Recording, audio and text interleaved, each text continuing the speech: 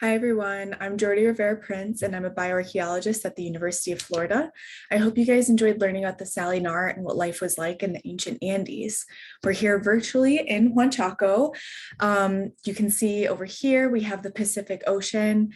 The Pacific Ocean was absolutely key in sustaining life in the past, especially in the coastal desert areas. People who were exploiting resources from the ocean could catch fish, they could get other seafood like clams and crabs, they even got seaweed, and even more shockingly, people were catching sharks, which could be used for food, but also for tools. So if you think about how sharp their teeth are.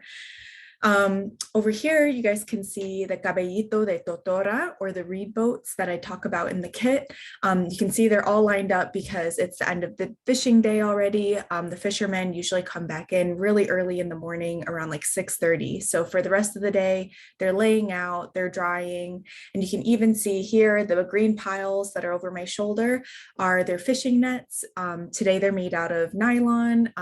It's almost like fishing line, so it's flexible, but in the past it would have been made out of cotton. So Huanchaco, as you guys can see here, is kind of protected in the sense that it is a bay, and so the ocean isn't as rough. It's a little bit easier to enter the water into the ocean to go fishing. So to show you guys what that kind of looks like, Huanchaco Bay is up here. And then you can see all the buildings that are down here. That is modern day Trujillo City. Trujillo is one of the largest cities in Peru. Most people are from Lima if they're in Peru, but outside of Lima, there are a bunch of other well-known cities, including Trujillo.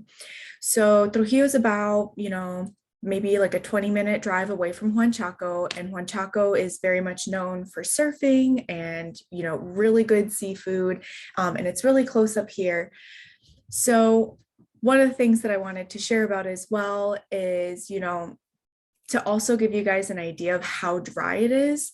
As I mentioned in the kit, the Peruvian Andes are roughly grouped into 3 different environmental zones. So we have the arid desert coast, we have the highlands, which are also pretty dry, but get rainy in the wet season. And then you also have the Amazon rainforest.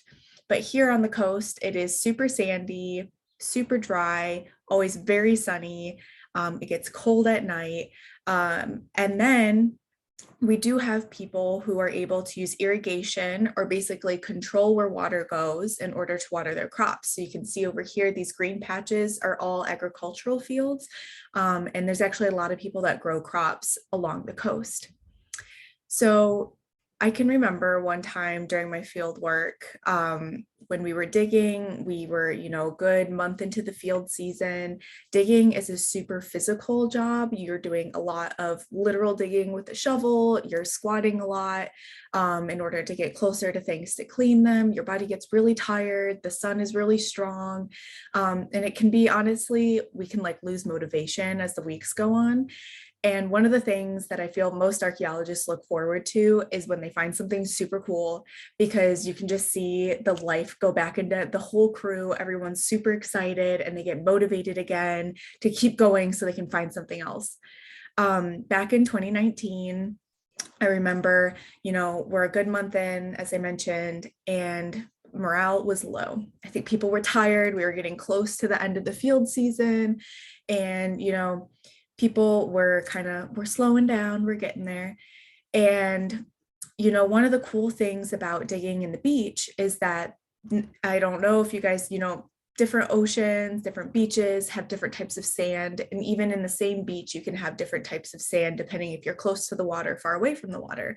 And one of the things at my site that's really cool is that people would dig into the sand to, bury individuals when they died.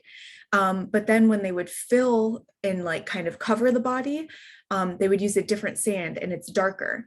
So when you're digging, you can kind of see this line, this border, it's like an oval shape that kind of emerges as you go down and down and becomes more clearly defined. And that tells us that, oh, we're about to find something, probably a burial.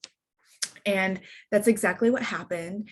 And we're going slowly but surely. You have to slow down when you get closer to something so you don't damage it.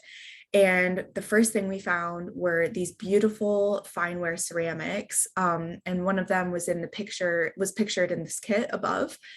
And everyone was like, oh my gosh, this is super cool. Like, wow, what else is going to come out of here? And we keep going and we get to the whole burial uncovered. And we realized that this person was actually buried with gold. Gold in the Andes was super popular, but not at this time period. Like this is pretty early to have really intricate gold. Give it another 500 years and you have some of the most amazing gold craftsmanship I've ever seen. And of course the Inca, I mean, they were making life-size statues of people out of gold. So, I mean, they knew what they were doing. But in this time period in the Salinar, people were still experimenting with metallurgy or basically working with metals. And so for us, this was such an incredible find. So there was two pieces of gold. There's the square one on the bottom here. And this one, is a little bit easier to make. You can see, you can just kind of cut it out into a square. And so we would consider it maybe not highly worked because it's a kind of a simple shape. And that piece was found within the mouth of the elderly woman. And so we believe it's like a pago or like a payment or offering to perhaps help someone into the afterlife. And my favorite piece, and this is probably the best thing I've ever found to date, is the Narigera or the nose ornament. So it's not actually like a piercing. It would kind of sit where, like a septum piercing would sit here in the nose.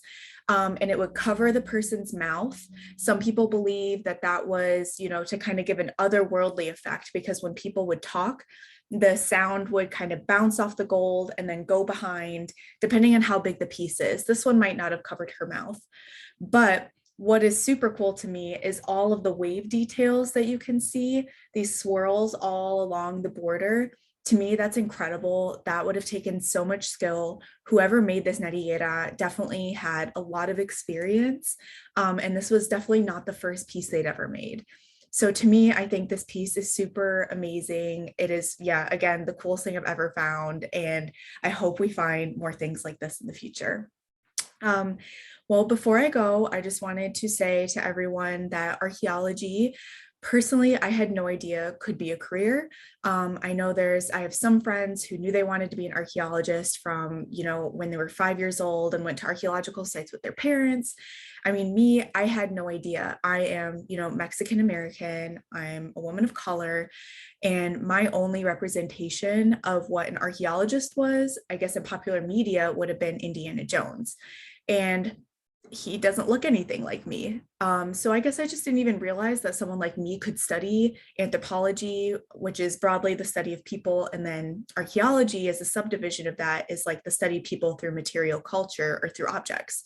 I had no idea that I could study it, that there was room for me. And so I just wanted to share with everyone that if you're interested in learning about the past, if you're interested in history, if you're interested in learning about people, you could honestly study whatever you want using archaeology. And I think it's super fun. I think it's super fun to ask all these interesting questions about the past and then also learn what people have to share with us based on what they left behind. So that's it. I hope you guys enjoyed this kit and this video. Take care. Bye.